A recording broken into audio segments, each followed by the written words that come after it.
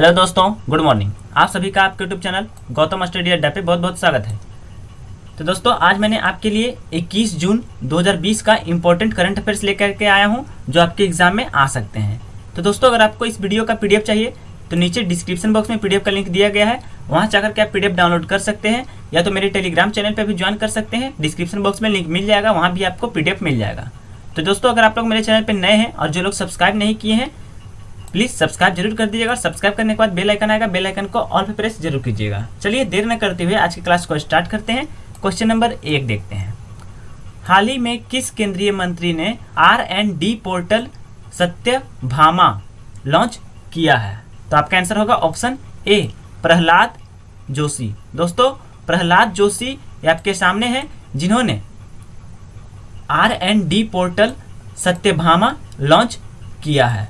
और दोस्तों, प्रहलाद जोशी जो है हमारे केंद्रीय कोयला, खान और संसदीय मामलों के मंत्री हैं। चलिए महत्वपूर्ण पॉइंट देख लेते हैं। केंद्रीय कोयला, खान और संसदीय मामलों के मंत्री प्रहलाद जोशी ने खान मंत्रालय के विज्ञान और प्रौद्योगिकी कार्यक्रम योजना के लिए खनन अग्रिम सत्यभामा में आत्मनिर्भर भारत के लिए R&D पोर्टल विज्ञान और प्रौद्योगिकी योजना शुरू की है। पोर्टल योजना के कार्यान्वयन में दक्षता बढ़ाने के साथ साथ प्रभावशीलता भी बढ़ाएगा। R&D पोर्टल सत्यभामा को राष्ट्रीय सूचना विज्ञान केंद्र, national informatics centre NIC mines information division द्वारा डिजाइन, विकसित और कार्यान्वित किया गया है। इसे नीति आयोग के NGO दर्पण पोर्टल के साथ एकीकृत किया गया है। दोस्तों, प्रहलाद जोशी का कंस्टिट्यूएंसी क्षेत्र है धारवाड़, कर्नाटका में। अब आइए ऑप्शन देख लेते हैं। डॉक्टर हर्षवर्धन, जो कि हमारे स्वास्थ्य मंत्री हैं दोस्तों, और इनका कंस्टिट्यूएंसी क्षेत्र है कृष्णानगर। नरेंद्र मोदी जी, जिनका कंस्टिट्यूएंसी क्षेत्र है वाराणसी, और ये हमारे 14वें प्रधानमंत्री हैं। चलिए नेक्स्ट क्वेश्चन देख लेते हैं। क्वेश्चन नंबर 2 है, हाल ही में कौन सा राज्य 19वां महान जून विद्रोह दिवस मनाया है? तो आपका आंसर होगा ऑप्शन बी, मणिपुर। दोस्तों, मणिपुर राज्य ने 19वां महान जून विद्रोह दिवस मनाया है। चलिए महत्वपूर्ण पॉइंट में सारा जानकारी ले लेते हैं। 19वें महान जून विद्रोह दिवस को 18 जून को मणिपुर की क्षेत्रीय अखंडता की रक्षा करने के लिए जून 2001 में जान गंवाने वाले 18 व्यक्तियों को श्रद्धांजलि अर्पित करने के लिए केकेरुपत मणिपुर में मनाया गया। इस अवसर पर 18 शहीदों के परिवार के सदस्यों और कुछ संगठनों के नेताओं ने मणिपुर के केकेरुपत में 18 लोगों की पुष्पांजलि और सम्मान दिया। दोस्तों, मैं आपको बता दूं कि हाल ही में मणिपुर के मुख्यमंत्री ने प्लांट हेल्थ क्लिनिक का उद्घाटन किया है मणिपुर में। अब आइए मणिपुर के बारे में आपको जानकारी दे देता हूँ। ये आपके सामने आ गया मणिपुर, जिसका राजधानी है इम्फॉल, और मुख्यमंत्री है N बीरेन सिंह, राज्यपाल है नजमा हेपतुल्ला। राज्य दिवस मनाया था 21 जनवरी को। राजकीय पशु है नाथिन थामिन मृग। राजकीय पक्षी है ह्यूमजू बार बेक्ट फैंजेट। जिला है 9। विधानसभा सदस्यों की संख्या 60। लोकसभा सदस्यों की संख्या 2 और राज्यसभा सदस्यों की संख्या 1 है। मणिपुर का उच्च न्यायालय है इम्फॉल में, और प्रमुख झीलें हैं लोकटक झील, जो कि बहुत ही महत्वपूर्ण है, BVI है, जो कि पूर्वोत्तर भारत में मीठे पानी की सबसे बड़ी झील है, लोकटक झील। चलिए पर्व और त्योहार के बारे में जान लेते हैं मणिपुर का। दल यात्रा, हिक्रू, हिंतोंगबा, रासलीला, लाई हरोबा और निंगोल चाक कौबा। मणिपुर के पहले मुख्यमंत्री MK सिंह एवं पहले राज्यपाल DL कोहली थे। 21 जनवरी 1972 को मणिपुर को पूर्ण राज्य का दर्जा दिया गया। ये भी एग्जाम में क्वेश्चन पूछा जाता है दोस्तों। मणिपुर में स्वर्ग पुष्प कहे जाने वाले सिराय लिली पुष्प मिलते हैं, जो विश्व में अन्यत्र कहीं नहीं मिलते हैं। विश्व का एकमात्र तैरता हुआ राष्ट्रीय उद्यान है कैबुल लामजाओ, जो कि इसी राज्य में लोकटक झील में स्थित है। यहाँ भौंकने वाले हिरन पाए जाते हैं।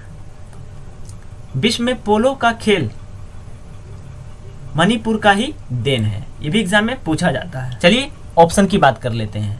ऑप्शन में है नागालैंड दोस्तों।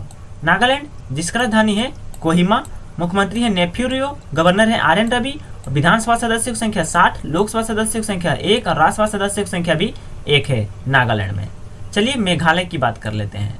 मेघालय जिसका राजधानी है शिलोंग, मुख्यमंत्री है कोनराड संगमा, गवर्नर है तथागता रॉय और जिला है 7, विधानसभा सदस्यों की संख्या 60, लोकसभा सदस्यों की संख्या 2 और राज्यसभा सदस्यों की संख्या 1 है मेघालय में। अब चलिए इन तीनों राज्यों को भारत के मैप पर देख लेते हैं। नागालैंड, मणिपुर, मेघालय। ये आपके सामने आ गया भारत का मैप। और ये देखिए आपके सामने है दोस्तों मणिपुर। ये आपके सामने है मणिपुर जो कि म्यांमार बर्मा से अपना सीमा बनाए हुए है नीचे में। और नागालैंड के साथ अपना सीमा है असम के साथ और मिजोरम के साथ। और मणिपुर से ही सटा हुआ है आपका नागालैंड दोस्तों। नागालैंड जो है मणिपुर के साथ अपना सीमा बनाता है, नीचे में म्यांमार बर्मा के साथ, अरुणाचल प्रदेश के साथ, असम के साथ अपना सीमा बनाता है। अब आइए मेघालय देख लेते हैं। ये देखिए आपके सामने है मेघालय जो कि असम के साथ अपना सीमा बनाता है और नीचे में बांग्लादेश के साथ अपना सीमा बनाता है मेघालय। बस चलिए अगला क्वेश्चन देख लेते हैं।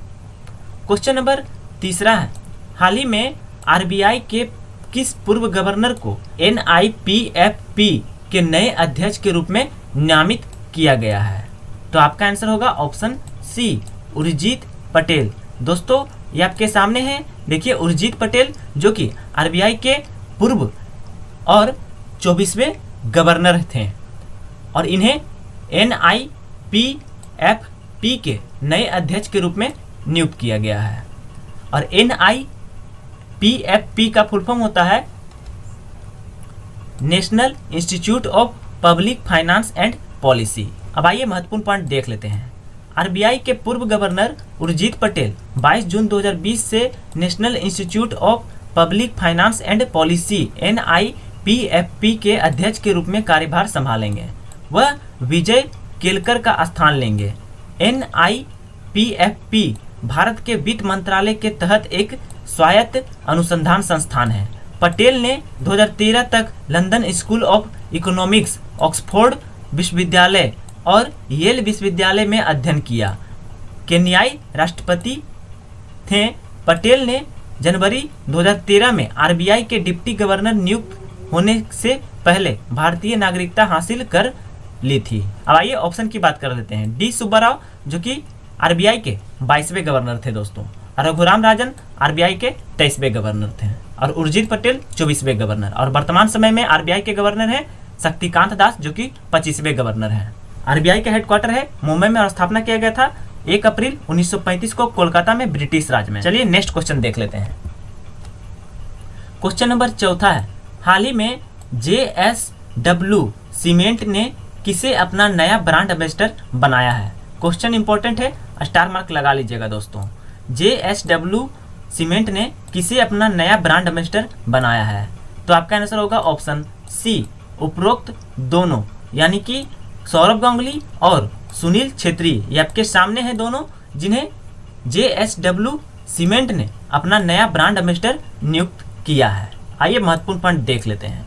JSW सीमेंट ने सौरभ गांगुली, भारतीय क्रिकेट कंट्रोल बोर्ड के अध्यक्ष भी हैं दोस्तों सौरभ गांगुली, और सुनील छेत्री भारत की राष्ट्रीय फुटबॉल टीम के कप्तान हैं, को पश्चिम बंगाल, बिहार और उड़ीसा में अपने मार्केटिंग अभियान लीडर्स चॉइस के लिए अपने ब्रांड एम्बेसडर के रूप में हस्ताक्षर किए।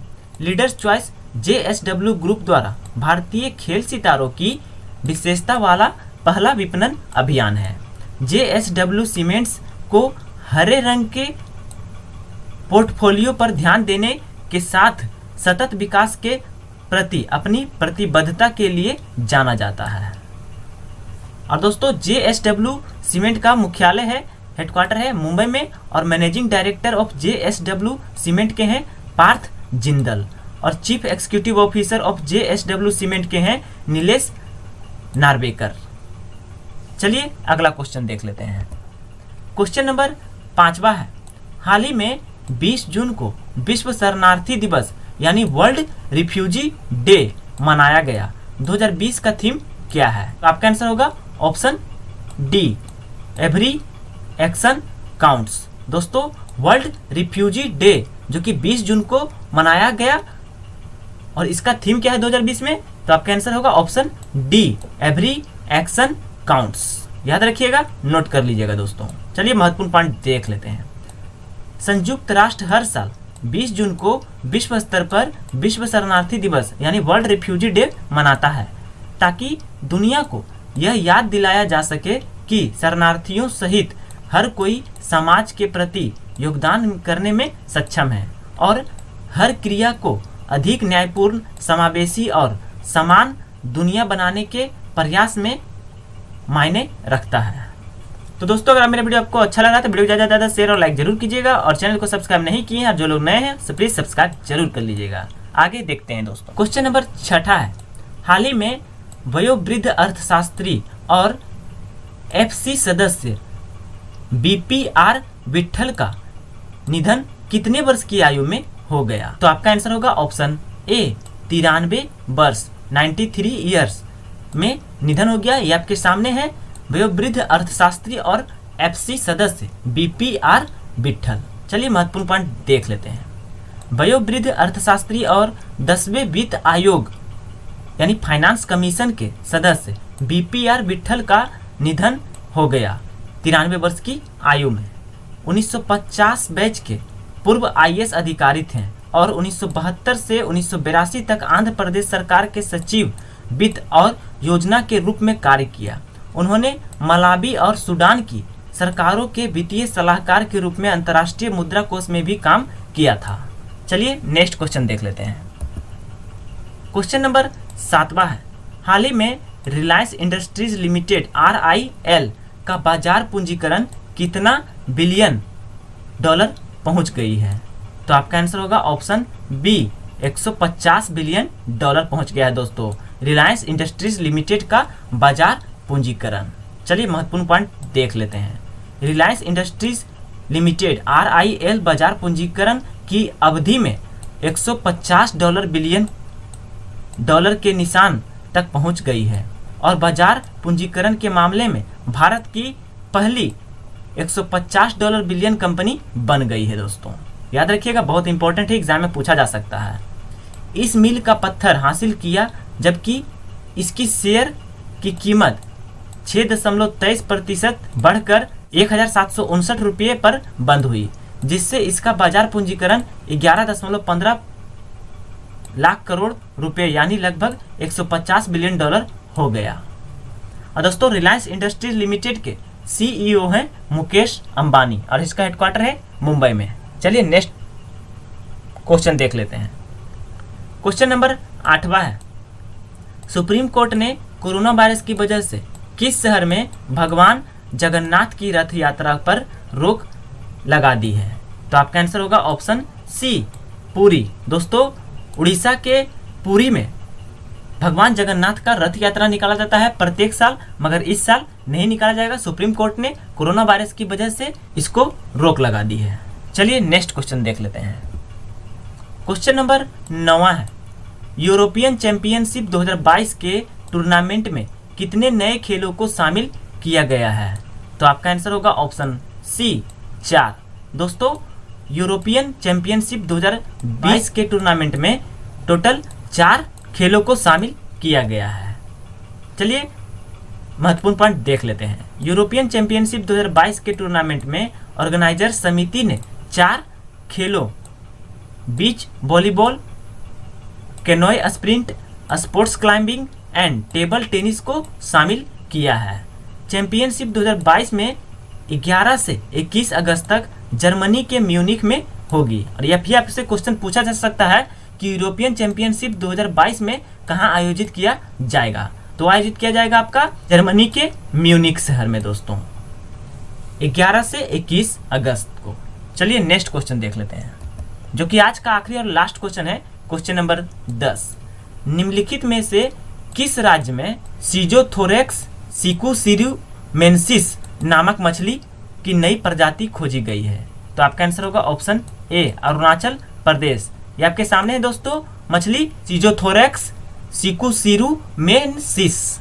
और दोस्तों, हाल ही में अरुणाचल प्रदेश ने ऑनलाइन अपशिष्ट विनिमय वेबसाइट APEMC लॉन्च किया है। और ये क्वेश्चन इंपॉर्टेंट है, आपसे एग्जाम में पूछा जा सकता है। अब आइए अरुणाचल प्रदेश के बारे में आपको जानकारी दे देता हूँ। अरुणाचल प्रदेश जिसका राजधानी ईटानगर, मुख्यमंत्री है पेमा खांडू, राज्यपाल है बीडी मिश्रा और जिला है 16। विधानसभा सदस्यों की संख्या 60, लोकसभा सदस्यों की संख्या 2 और राज्यसभा सदस्यों की संख्या 1 है। अब चलिए ऑप्शन की बात कर लेते हैं। आंध्र प्रदेश जिसका राजधानी है अमरावती, मुख्यमंत्री हैं YS जगनमोहन रेड्डी, राज्यपाल है विश्वभूषण हरिचंदन, जिला है 13। विधानसभा सदस्यों की संख्या 175, लोकसभा सदस्यों की संख्या 25 और राज्यसभा सदस्यों की संख्या 11 है आंध्र प्रदेश में। अब चलिए गुजरात देख लेते हैं। गुजरात जिसका राजधानी गांधीनगर, मुख्यमंत्री विजय रूपाणी, राज्यपाल आचार्य देवव्रत और जिला है 25। विधानसभा सदस्यों की संख्या 182, लोकसभा सदस्यों की संख्या 26 और राज्यसभा सदस्यों की संख्या गुजरात में 11 है। तो दोस्तों यहाँ सारा क्वेश्चन समाप्त हो जाता है। मेरा वीडियो आपको कैसा लगा कमेंट जरूर कीजिएगा। अगर वीडियो आपको अच्छा लगा हो तो वीडियो को ज़्यादा से ज़्यादा शेयर और लाइक और मेरे चैनल को सपोर्ट जरूर कीजिएगा दोस्तों। और हाँ दोस्तों, जाते जाते जो लोग सब्सक्राइब नहीं किए हैं, जो लोग न्यू है मेरे चैनल पे, सब्सक्राइब जरूर करके जाइएगा। चलिए थैंक यू दोस्तों, अपना ख्याल रखिएगा, कोरोना वायरस से बचे रहिएगा। Stay home, stay safe.